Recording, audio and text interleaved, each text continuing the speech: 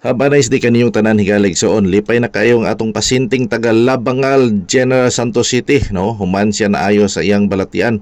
Mo ni siyang balatian ni higalig soon, taas ang iyang uric acid. Hinay siyang mulakaw tungod sa sakit siyang tuhod o kalawasan.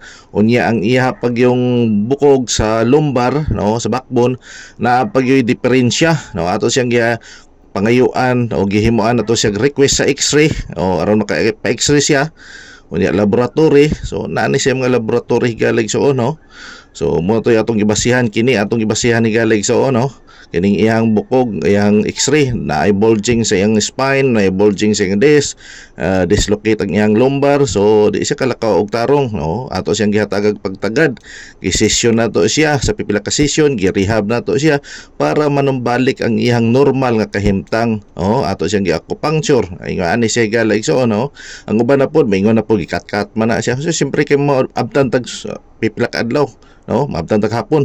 So mo na ni karon nindot na iyang paglakaw. Katong may mga balatian nga sama kaniya, sakit sa lawas, tiil, tuhod ug uban pa, kabukugan, dire na kamo sa Jinsan Chiropractic and Bone Center Clinic. God bless you all. Welcome.